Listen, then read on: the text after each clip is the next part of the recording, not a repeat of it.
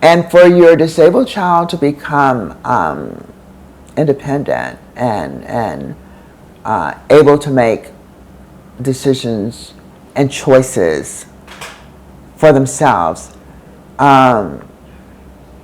just really, I think, increases your commitment to make certain they can do so safely. And again, that's where Safe at Home comes in.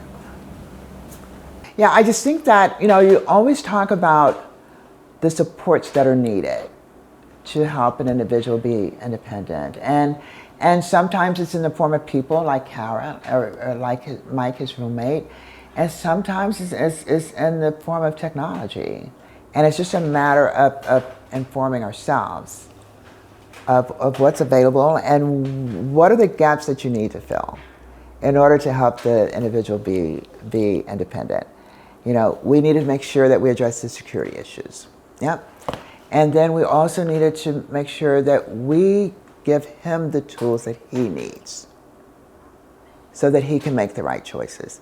When I heard that there was a way that he could independently take his meds, then I was all in. And I mean, that's what really opened the door for me to consider Safe at Home. And so he has a device now that prompts him at a certain time every day to take his meds. You're not independent because you move out of your parents' basement. You're independent because you're able, not only you have the capability to do some things, but you have the agency to make decisions. And you've heard, experts talk about the dignity of risk. Why can't Ben walk 2 blocks up to the grocery store and get a quart of milk? Independence says, well, make sure he's wearing his imperv, yeah, and let him try.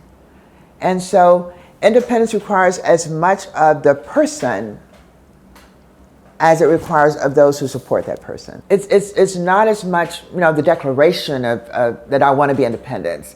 It's making sure that you wrap around all of those community supports that enable that person to be safely independent. Again, it requires a release on the part of me as a parent, my son becoming independent, and allow him to form his own visions for himself.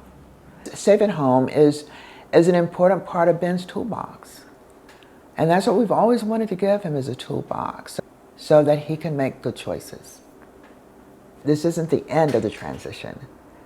The next stage of the transition is when we're not here to talk with Safe at Home, and we're not here to ask that he load the medicine dispenser. And you're hoping that we use this period of time so that he builds the skills that he needs to go forward in his later years.